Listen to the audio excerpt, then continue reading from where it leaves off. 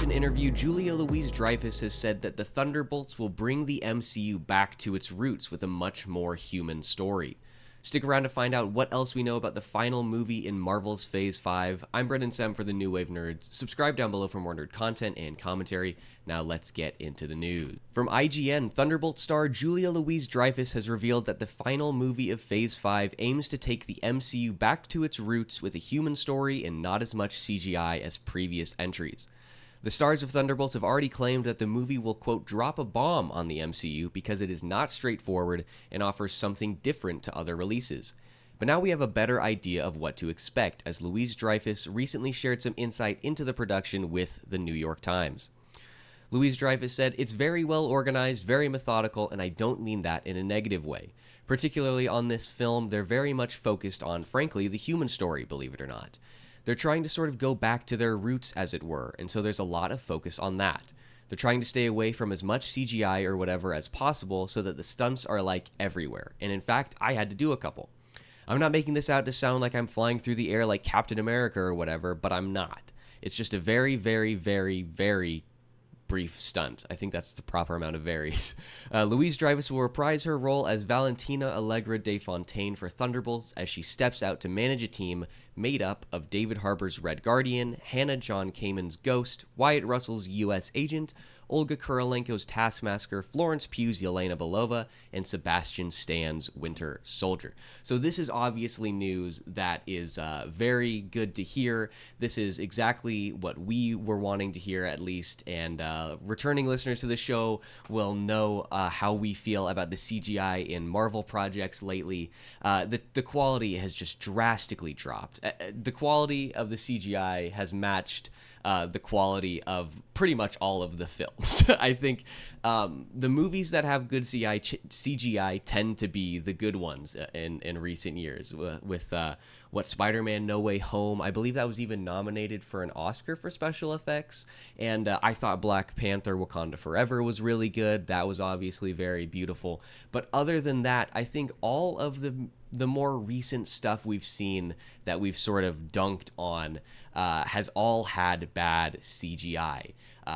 Most notably of which is Ant-Man and the Wasp: Quantumania. Now, that's not the worst project that we've seen from Marvel recently. That's not the worst that we've seen in any of the post-Endgame phases. But it's just so obvious because of how prominent the CGI is in that film. I mean, the entire film is CGI. I think probably... I would love to see the actual stat on this, but I would imagine there can't have been more than like 15% practical effects in the entire film. I mean, granted, they are, the whole idea is that they are in this alien world that is completely foreign to what we know and our whole understanding of the universe, and so the idea was to go over the top, right? It was supposed to be a sort of crazy, wacky, wild world, right? But the negative aspect of that is because the sheer quantity of CGI was so massive, the quality dropped drastically. And that statement can be applied pretty much more broadly to the entire MCU as we've seen it as of late. Granted, there are obviously a few projects that we've enjoyed. Not everything is terrible, but the vast majority has not been ideal. And so, while the fact that they're trying to do as much practical as possible isn't necessarily a marker of quality, it does bode well, and it does sort of fill me with a little bit more hope than I had felt before about this film. I've been relatively vocal about the fact that I wasn't necessarily super excited for this, and most of that is just from meta aspect things, right? Like the most prominent characters presumably would be Sebastian Stan's Bucky Barnes and Florence Pugh's Yelena. Florence Pugh's, I believe, is she technically the Black Widow now? I don't know if she's fully taken the mantle, but she is essentially the Black Widow as far as, it truly matters. And those two characters, I think, are strong enough to lead their own films or series, especially Bucky Barnes, especially the Winter Soldier. I think that there is plenty of source material to look towards in the comics. Now, granted, my favorite comics with Bucky Barnes all are of him as Captain America, so clearly those storylines are going to have to be drastically altered, though I think it would be fun to explore some of them. There's still some interesting themes that could be brought into a mainline movie starring the Winter Soldier. I think the biggest problem for this character in the MCU is that they really haven't given him anywhere to go. They sort of tied up his story in a nice little bow in Falcon and the Winter Soldier, right? Like, not that that series is absolutely phenomenal, but it brought a satisfactory close to the story, the arc of the Winter Soldier, right? Presumably, he is now free of his programming, and he has started to make amends for the actions that he took as the Winter Soldier. He's starting to surpass that and move into a new era of life. And so while I think that as a whole his story is great, it does suck to me a little bit that they haven't really given him anywhere to go. And so that's part of the reason, at least in my opinion, that they've had to shoehorn him into this ensemble cast. But I think that I was not really excited for this film, mostly just because I don't really care about the other members of the group, right? There are the two that I mentioned that I really enjoy, Yelena and Bucky, but then that's not the entirety of the team, right? We have David Harbour's Red Guardian from Black Widow. We have, I already forgot the actress's name, but Taskmaster, also from Black Widow. Ghost from Ant-Man and the Wasp, and then we have U.S. Agent from Falcon and the Winter Soldier. Now, all of these characters, I may like them to a moderate amount, but I'm not invested in them, right? And I'm not really interested. I don't know if they necessarily I understand wanting to give these characters more screen time and so giving them their own film, but personally, I'm just not interested. I was never really interested. And that, again, despite the fact that I do like some of the characters. I've been pretty vocal about the fact that I don't like David Harbour's Red Guardian. I don't like him all that much at all. Taskmaster, I think, is an interesting character, but was terribly executed in that movie. Just terrible. But I'm interested to see what they do with her in the future. I do, however, like John Walker's U.S. Agent and Ghost. I think that they're both interesting characters, and I do kind of want to see them in other things. But I don't really, they don't interest me enough to pull me into this, right? And so I think I'm slightly warming up to this film. I'm slightly warming up to it based off of the statements from, as we mentioned, Julia Louis-Dreyfus, and then I have some personal ideas of what we think is going to happen here, where this story is going to go, and how it's going to tie into other properties like Captain America, Brave New World. Yeah, Brave New World now. Sorry, you'd think I would know that by now. I've talked about it enough, but I always still forget if it's Brave New World or New World Order. But I have some ideas as to how these could tie together and how this could sort of enrich the MCU writ large. And so because of that, I'm slowly getting more interested.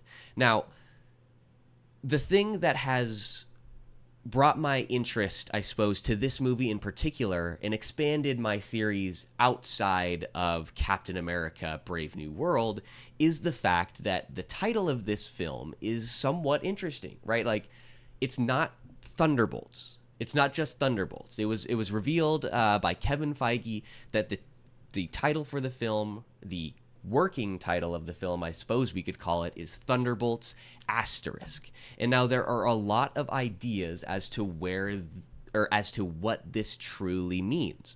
Obviously, most people don't believe that this is the actual title.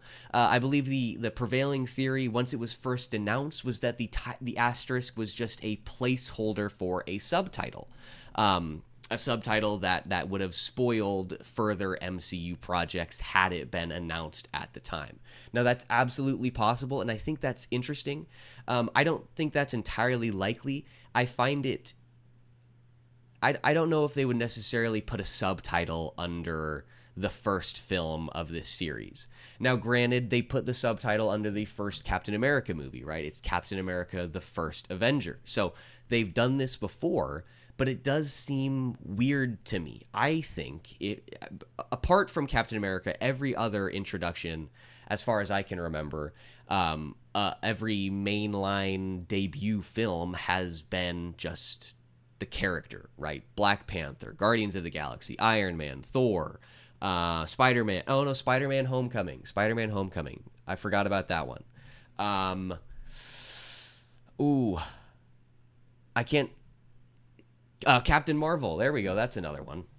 Captain Marvel. So yeah, I mean, so there are a few instances where there have been subtitles on the debut feature film, right? Captain America: First Avenger and Spider-Man: Homecoming. But despite that, I think it's unlikely that they would really do that, and so the mystery still remains.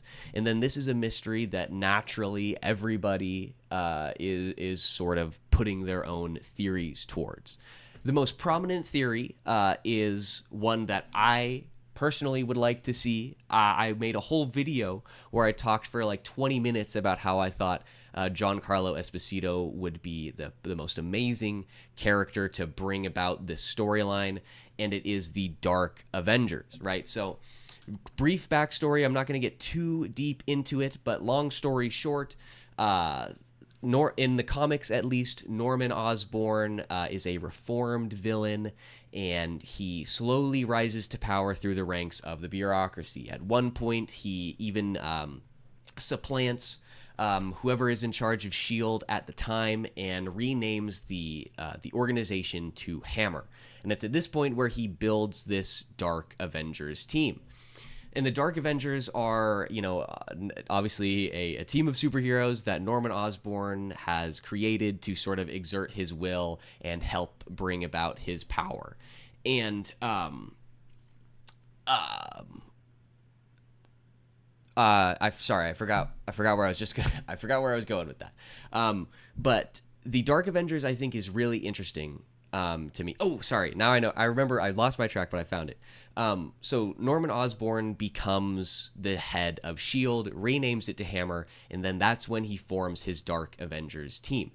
And his Dark Avengers team is mostly made up of, quote, reformed supervillains, and he actually pulls multiple members from the mainline Thunderbolts team at the time.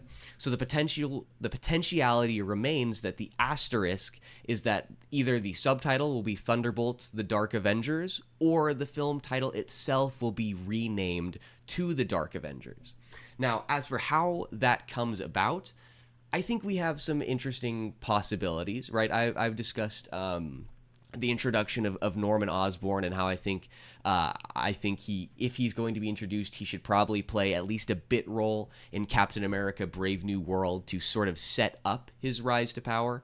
In my personal belief, I think Harrison Ford's Thaddeus Ross is going to be removed from the picture at the end of Brave New World. Either if he's trying to be a hero, maybe he sacrifices himself, or maybe he, is a villain and he has to fight Captain America or something, or maybe the purported main villain of the film, the leader, will make Thaddeus Ross shuffle loose his mortal coil, right? There are a lot of potentialities here. And the main reason I think that that's likely is simply because Harrison Ford is a little bit old, and I don't think he's going to want to do this for all that long. I think he wants to get his money and get out.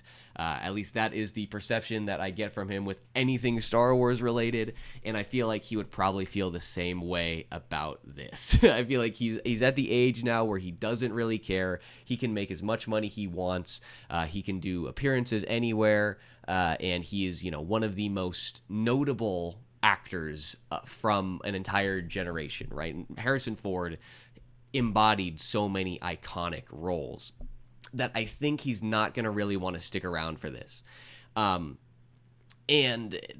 then that would be how Norman Osborn rises to power, and how the way that many people think that Thunderbolts becomes the Dark Avengers is that the main story revolves around the actual Thunderbolts, They're doing their whatever their mission is, and then at the end, it's revealed that Norman Osborn is taking over the team, and the final title sequence at the end credits is where they reveal that the film is actually titled Dark Avengers.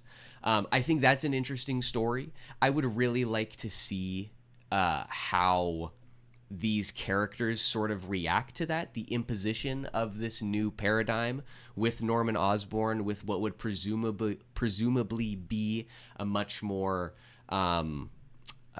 is the proper word clandestine, a much more an organization, an ensemble, a team that goes and does the much more shady missions, right? Sort of what we assume the Thunderbolts is going to be doing, but presumably more and more morally ambiguous, let's say, and perhaps ultimately to the point where they are strictly doing the bidding of Norman Osborn in an attempt to, not in an attempt, but they are strictly doing the bidding of Norman Osborn regardless of the moral value of the mission of the directive itself. I think that would be really interesting. I would really like to see how specifically Yelena and Bucky Barnes react to this new figure who is presumably up to no good, let's say. I feel like these two characters would be really against that, right? Especially with Bucky's relationship to Cap and how a lot of what happened or what went on in Falcon and Winter Soldier was Bucky trying to live up to Cap's memory, right? And reconciling his vision and image of Cap with what the world sees.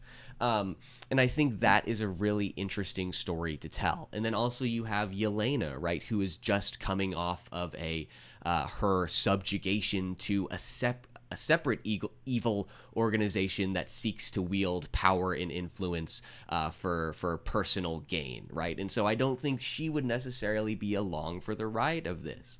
And so I think there's a lot of really interesting stories to tell there. It's seeming that Giancarlo Esposito will not be playing Norman Osborn. My dad told me, I don't think he told me where he heard it from, so maybe I'll have to get that and give credit where credit is due. But he was either listening or reading something about the theory that Giancarlo Esposito would be playing Bushman and not Norman Osborn, and recently leaked set photos. The costume sort of matches the Bushman character, so that sort of puts the kibosh on my idea of having Giancarlo play Osborn, which I think would have been absolutely phenomenal, and I will probably maintain for the rest of my life. But the potential still remains that somebody really, I think,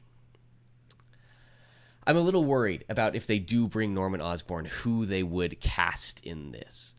I'm a little worried what type of Norman Osborn they're going to go for. My fear is that I guess they lean too heavy into the sort of psychotic, almost schizophrenic, Willem Dafoe, Green Goblin Norman Osborn that we've pretty much seen up until this point. We've seen very little of the politician, the businessman of Norman Osborn. And so I hope that we get more of that. I hope we see more of that, and they don't go with somebody who is like a Willem Dafoe who's going to go for the cackly supervillain. That's my own personal choice. That is definitely not what I want. But there are absolutely other potentials for what people think the Asterisk is going to be. A lot of people think it's just going to be a stupid joke, which, if it is, I would probably hate. I'd probably hate that so much. So I've got IGN has pulled this tweet. I guess not a lot of, I don't know why they pulled this tweet because there's very little engagement, 7 likes. I don't know if this is necessarily newsworthy. I'm sure there are other posts that you could have found that from more prominent people, but whatever. So Dan Barker says, it just clicked. The Asterisk is there not because the title is changing for us, but because the antiheroes in the team hate the name. That's the joke. Not that Marvel are looking to change the title, but that the team are reluctant about it. And if that is true, if that is what they really do, I will hate it so much. That goes against what all we have been saying, right? This one of the biggest complaints, one of the biggest criticisms that has been levied against Marvel since its inception, maybe not since its inception, since slightly after its inception, is that the comedy is so blech, you know? It's like just terrible comedic writing. It's not really, you know, it's nothing to really shout about. And I think that is sort of perfectly describes if this is true. If this asterisk is truly an inside joke, then that is just simply the dumbest idea I've ever heard. Stupid. Because it's clearly just a marketing ploy to drum up interest and to hopefully bring viewers into the cinema so that they can actually make some money off of it. And if that's true, I will be so irritated. I'll be so mad. So basically the theory goes is that when they're building up this team, Thaddeus Ross it really wants the name Thunderbolts, right? Because that's his nickname, Thaddeus Thunderbolt Ross. And so he's really pushing for this idea. But the heroes, the anti-heroes, the reformed supervillains who are involved in this team don't like it. And so they're like, why don't we just table it and come back to it for now? Nothing needs to be set in stone. And if that is actually what happens, I will be so irritated. That is just such a stupid joke, and it doesn't even make any sense. It's just so dumb. I just hate it. It's just the epitome of terrible comedy. And it's lazy. It's lazy, and it's an obvious marketing ploy, and it doesn't make any sense, and I think it's just boring and dumb. So, ask me how I really feel about it. But there are other potentialities as well. This one is much more interesting to me. This one posits that the Thunderbolts is actually going to be either a bigger team or consist of multiple teams, and that is what the asterisk is meant to provide. Maybe it's Thunderbolts with then a subtitle of one Team A and Team B or whatever. What are the X-Men comics? What are they? It's something like Team Blue and Team Gold. I'm sorry, I'm really unfamiliar with the X-Men. I need to read much more stuff. I think it's Team Blue, Team Gold. I don't remember, but it could be an idea of that. Now, I think the best way to do this, if this is multiple teams, is you do it by introducing Norman Osborn and bringing in the Dark Avengers. But you do it at the end. Maybe throughout this is Norman Osborn takes over the Thunderbolts, and then he starts to, maybe he expands the team, adds in some other people, and then that is where we form the Dark Avengers. We have two separate teams. We have the Thunderbolts and Norman Osborn's Dark Avengers. That's absolutely a possibility. I think that could be pretty interesting if we have two separate ensembles, one that is much more hero-centric, I suppose, and one that is much more, or maybe not much more villain-centric, but much less hero-centric is probably a good way to put it. One is slightly leaning towards a moral good, and one is slightly leaning towards a moral bad. I think that would be a really, really interesting area to explore. And then you make the Thunderbolts matter, right? And then you can have it be this you can make it a film that actually matters because it has impact on the rest of the MCU writ large, right? Because from this now, we have the imposition of what is presumably an evil ensemble cast, something that we have not yet seen in Marvel, right? We haven't seen I suppose we've sort of seen a Sinister Six in No Way Home. I don't think there's actually six of them, but we've seen a crew of villains. We haven't seen that in much else. It's pretty much just been one big bad. There hasn't been any Doctor Doom and the Masters of Evil. There's been no I'm trying to think of other organizations. The Serpent Society. There we go. That's an obscure one that just came to the top of my head for some reason. We haven't seen any villain ensembles. And so I think that is something that would be really, really interesting. And then that's another avenue for us to bring in another character who has a massive tie to the Thunderbolts in the comics. We can bring in Daniel Bruhl's Helmut Zemo. Actually, is it Helmut in Civil War? I am not 100% sure about that, because I know that there are multiple Baron Zemos, and I can't remember which is the younger and which is the older. Okay, here it just says Zemo, so that doesn't help. I'm moderately certain it's Helmut. I mean, it's just such an amazing name. I really wish that they that they did that. You know what? I'm just gonna do this. Whoops, Baron Zemo MCU. Hopefully the Marvel wiki will describe which Zemo it is. It is Helmut. There we go. It's a guess, and I glad that they went with the great name, Helmut.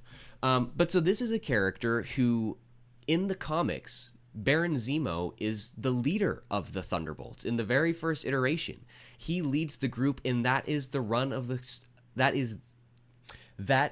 makeup of the group that has the longest run in the comics, at least as it stands now. It went on for a decade, and then since then it's been, I think, the largest or longest group up has been like 5 years or something. So this group, this makeup led by Helmut Zemo, is pretty much the Thunderbolt. I mean, Baron Zemo is the lead Thunderbolt. That is pretty much what it is in the comics. And so it's a little bit weird that his introduction, or rather his inclusion in this film, hasn't yet been mentioned.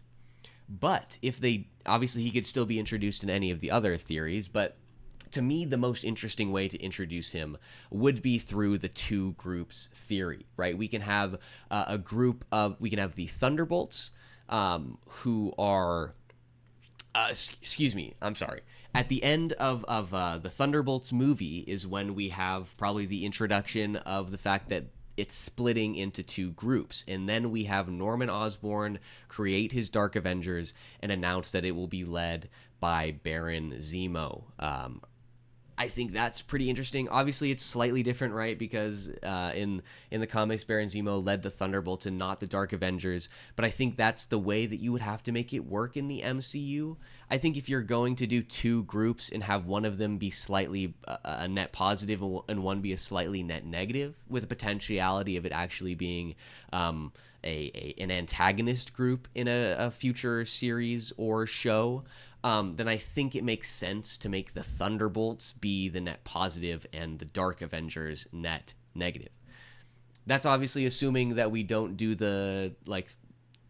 we don't just call them both Thunderbolts and have them be like Squad A, Squad B, or something like that. But I think that is a really interesting idea to me, and it's one that I think could be fun. I don't know if I still think I favor just the idea of that it's one group that Norman Osborn subsumes and turns into his Dark Avengers. I think that could really be cool. One thing that I would like to see, and this, I don't foresee this happening because this includes Thunderbolt stuff and Brave New World. But what I think would be really cool is that, so Thaddeus Ross sends what's his name? Captain America. Anthony Mackie. There we go. Sam Wilson. He sends Sam Wilson. He asks him to create a new Avengers team, right? Sam Wilson initially refuses, but he's sent to go, or he's sent to stop the leader, right? Who has played by, I can't remember who he's played by, but it's the same, Tim Blake Nelson. I almost said the character's name. But he, after the leader fails and makes an attempt on Thaddeus Ross's life, which, presumably he would stop. I believe that was revealed. There was a clip shown with Isaiah Bradley's former super soldier being activated by a code word. Sorry, that's what it is. I was trying to think of the actual story itself. Yeah, so there's a code word that is uttered by Thaddeus Ross, and it activates this mind control that is in a bunch of super soldiers, and they attempt to attack Thaddeus Ross. Obviously, Captain America stops the attack and saves Thaddeus Ross, after which he is sent to apprehend the leader. Now, what I think would be really interesting is if we see Norman Osborn rise up here and we see him try to capture the leader and bring him back home so that they can capitalize on this power that he has. And Captain America Sam Wilson objects to this. He says it's wrong. He's opposed to it. He thinks that mind control is something that shouldn't be meddled with. He thinks it will ultimately lead to a dark path. It's against what Captain America and what the Shield stands for, right? And so maybe we see Sam Wilson step away. Maybe we see him step away from the government, right? Maybe he doesn't work with the president anymore. Maybe he's so disgusted by the suggestion of Norman Osborn that they would use this, or Thaddeus Ross for that matter. He's so disgusted that he absconds. He remains Captain America, and he leaves, steals the shield, and sets out on his own. Now, as I've mentioned, I think Thaddeus Ross is not going to live all that long. So, in my vision, Norman Osborn, if Thaddeus Ross dies, Norman Osborn ascends to President of the United States, or perhaps Norman Osborn just becomes the director of S.H.I.E.L.D. That's a possibility too. But either way, I think Norman Osborn rises to a high seat of power, and then that's where we get the two groups from the Thunderbolts, right? Maybe Norman Osborn comes in and changes the Thunderbolts to his Avengers, the what would be the Dark Avengers, and we see the likes of like Sebastian Stan and Bucky Barnes and Yelena. We see them exit this group, join up with Captain America, and then this is where we see the beginning of a secret Avengers storyline. So maybe we have a group of Avengers that acts outside the law, right? This is sort of vaguely similar to a post-Civil War storyline. We have Norman Osborn with the Dark Avengers, who is rounding up all of the heroes who haven't been registered in the superhero registration, and we have the heroes who are against the registration, led by Captain America, who work in the underground, who have to work in the shadows to try and save people. I think that could be a really interesting storyline, a really interesting way to take this, because then you set up Sam Wilson's Captain America as a leader, which is something that we haven't really been able to see yet. I don't know. I think this could be a pretty interesting storyline. I think that's a fun way to take this, right? You have Norman Osborn become the director of S.H.I.E.L.D. He demands that they kidnap and capture the leader to use for nefarious purposes or for national defense, right? Because obviously he's not going to say, we're just going to use it to subjugate people who oppose us, but we're going to use this for national defense. Sam Wilson leaves. Norman Osborn reforms the Thunderbolts. The heroes that oppose him abscond and join up with Sam Wilson. And then I think we can get a really, really interesting ensemble cast. I think that would make for a really interesting third movie to sort of round out this story, right? You can build up Norman Osborn as this foil for these people. You can build him up as a nemesis to Sam Wilson. You can build him up as a nemesis to Bucky Barnes, to Yelena. And then that is how you bring in Peter Parker, right? Because Peter Parker, obviously, he's familiar with Norman Osborn. He knows him. Not this Norman Osborn, presumably, but a Norman Osborn from a different universe, right? He understands a little bit, at least, the psychology of the character. I think that would be amazing. And I think that way you set up a movie with an all-star cast of your heavy hitter characters and of characters that you want to have more screen time, right? Because Captain America Sam Wilson, he is somebody that Marvel presumably wants to be a figurehead for the franchise.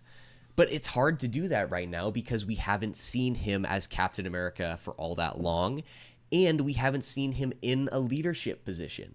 And so I think this is a way to sort of bring in all these things and have an event movie, a movie that is an event that feels massive because you have a story coming from multiple movies leading up to this in a way that feels satisfying. But I don't know. It's all up in the air. I'm really excited by what we're hearing from Julia Louis-Dreyfus. I think it's really good to me that they're trying to go as little CGI as possible. They're doing as much stunt work as they can. They're trying to bring it back to what the MCU used to be. Make it a little more rooted, a little more grounded and human. I think that's absolutely amazing. As for the true meaning of the Asterisk, we'll just have to wait until the film is released May 5th of 2025. But until then, we'll keep you apprised of any interesting theories or ideas that we've got, and we'll be back here tomorrow with a brand new news segment, and I will see you guys then.